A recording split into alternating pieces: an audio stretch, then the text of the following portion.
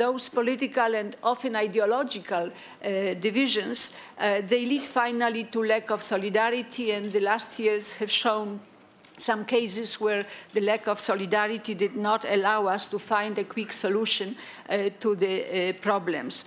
And in a situation where we have the intergovernmentalism as the major method or way of decision-making in Europe, and when we have lack of political unity, this situation, I think, results with the lowest common denominator responses to the challenges. And this is something which I think is of great risk to the future of European Union. So I would say that this shift towards intergovernmentalism, which we have in Europe today, in times of challenges which require European solutions, I think that this shift is, I would say bluntly, is dangerous. And if you also look into what some studies show, which is the Eurobarometer surveys, but also I think Bruegel and also Bertelsmann did this kind of evaluations recently. They show that European institutions, including the two that we are representing, they still have a higher support. They still have stronger trust. They are more trusted by people than national institutions, often national governments or national leaders. So I think we shouldn't, as European institutions, we shouldn't have the complex of institutions which are rejected by the citizens. And also, if you look at the decisions which were taken in Bratislava summit on the roadmap from Bratislava for the action between Bratislava summit and the March meeting due to the 60th anniversary of the Treaty of Rome that will take place in Rome. I think those decisions about the roadmap, they were taken in Bratislava in the spirit and in the reality of intergovernmentalism, based sometimes in the words that we were hearing from Bratislava, also on rather negative emotion towards so-called Brussels, like if the European Council was not a Brussels European institutions. So I think that it's going too far what our leaders did, saying that the European solutions can be found in national capitals, because I'm thinking, where are those capitals where we have today clear European solutions to the problems we are facing? And also, if you look at the meetings of groups of member states who come with very often very strong flagship initiatives like the counter-revolution, I don't think that from meetings of those groups of states, European solutions can come. What can come is political disruption in Europe. So I think we are in a situation today which requires reflection at this, how we make decisions, what really bottom-up really means. Does it mean that national level is making decisions, or does it mean something different? Does it mean also citizens? So what we have, I think, in this context to take into account that over the last decades, our societies have changed strongly in Europe, and for years now, European citizens have been subject, across Europe, it's not one or two countries, across Europe, they have been subject to anti-European narrative, and also recently, especially, to anti-globalization narrative, inspired by populists with strong vested interest and often organized citizens. Then they protest against the TTIP, the agreement with the United States on trade and investment. They also do not accept the Canadian trade and investment agreement. And we don't see governments really acting strongly against those tendencies, explaining, trying to convince people that trade and openness are good. And why I'm mentioning it, because we still have in the European Union a lot of countries, and this is especially Central and East European countries, but not only, where the potential of trade, what trade can do to growth, what trade can do to development, what trade and openness can do competitiveness, there are many countries where this potential is not used. So if we allow those anti-globalization, anti-trade movements to destroy European policy, then we will lose also a very important factor that generates growth and generates jobs, that makes us also more competitive. So this is something which is also a factor which is working against Europe and against the future of Europe. And I also would like to say that what is not good today, that we far too often see that our leaders, be it institutional leaders or national leaders, that they quite too often do not show unity when talking about Europe, when talking about the badly needed reforms. And those diverging views, for example, on the euro area, they, I think, reduce the probability of having progress in reforming or in completing the euro area. And if we have those heated controversies, which are on TV, which are practically everywhere, I don't think they contribute to the trust of people, trust of citizens in the capacity of European leadership, of European institutions, in delivering stability, in delivering social fairness in our entire system. And that also does not leave much space for what I consider also extremely important, which is this completion of the Eurozone. So I think we are, those of you who are, like myself, remember the history of European integration and lived a lot of it, I think we are back again with something which we used to call democracy deficits or leadership deficits as well. This is again on European agenda, and space which we are leaving, and many of us, which we are leaving for the populism, both at national and European level, this space has grown dangerously over the last years. And I think, again, if I can be critical against ourselves, including myself, neither national nor European narrative against this jingoism, against xenophobia, against nationalism, has been effective so far. And this, of course, feeds into polarization of Europe at different levels. My fifth point is differentiated integration. This is something where we, I think, should really face the challenge that we are having and talk seriously with the people. It has been a fact of life in Europe practically since mid-80s, when the differentiated integration started with the British rebate for in the budget area. This differentiated integration has been the fact of life. And this was facilitated by the fact that our treaties, all subsequent treaties, I think they have always been leaving rather generous space for flexibilities to accommodate specific interests of member states. And today we know that the real champion of using all those flexibilities in the treaties has been the UK.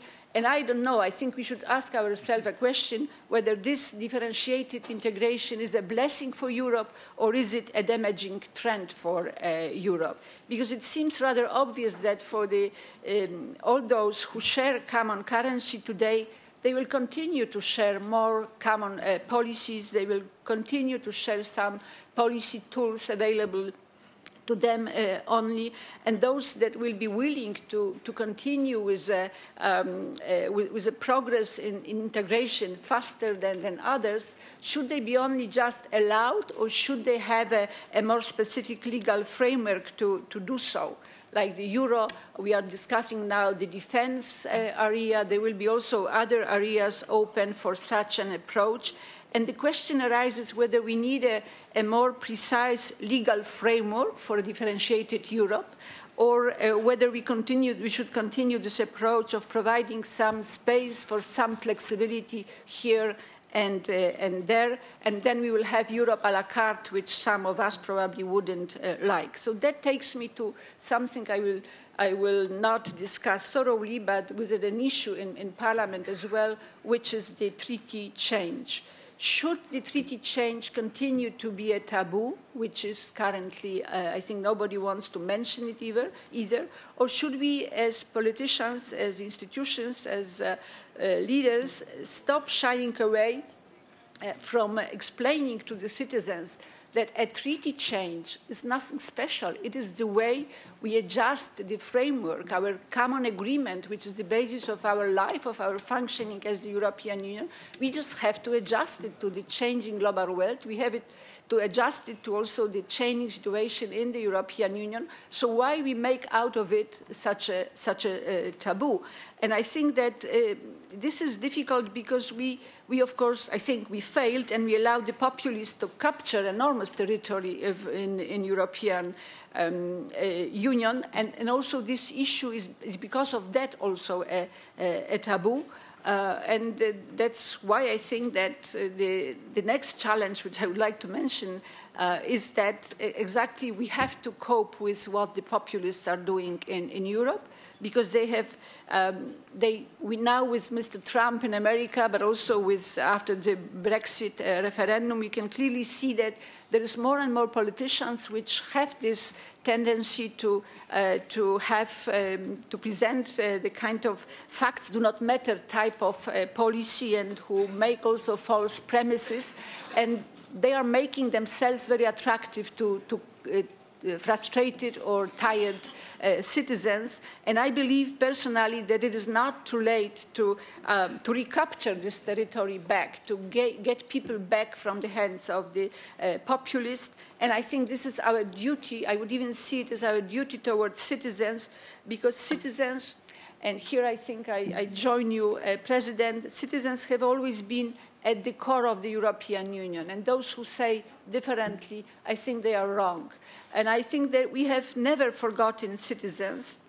I think from the very inception and throughout the history, throughout the policies history also, the citizens have been always at the core of the European Union. This is reflected throughout the treaties, and the commitment of Europe has always been, first of all, to the citizens. But there is also a very long history of our mistakes as politicians, of the errors that we have made, many of them. And we have done too much of what has finally eroded the attachment of people to the European ideal. And this is our challenge today. So I think that the continuation of the European project as a stable and as a credible union depends today on whether we will be able to get the commitment, to get back the commitment of people, of the citizens, to the values, to the principles that have justified the European integration own foundation. So I think that our duty, as we are here in this room, is to be with the people in this effort to help them to get this commitment in their guts again.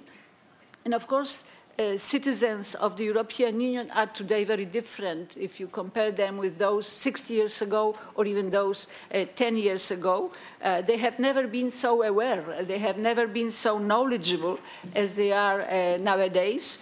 But they can also be influenced by all kinds of populist debates, which very often instill fear, instill distrust. And the campaign that preceded the British referendum is, I think, a glaring proof of exactly this. So here, member states, above all, but also the regions, but also the cities, but also the very small local communities and all local partners, they have a decisive and, I think, an irreplaceable role to play in helping people to abandon populism, to get again committed to the European integration. And I assure you, I also travel a lot across Europe, like your president and yourself probably.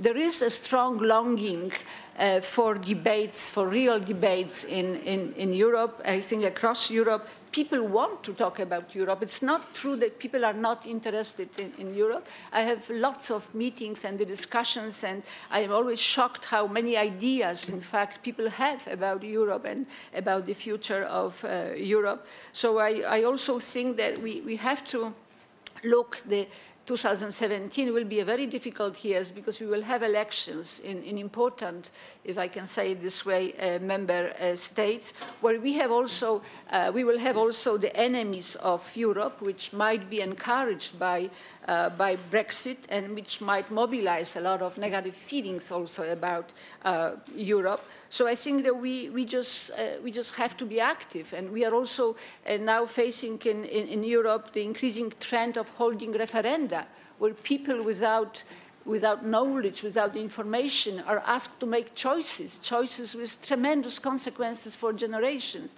And I think there is something unhealthy in this.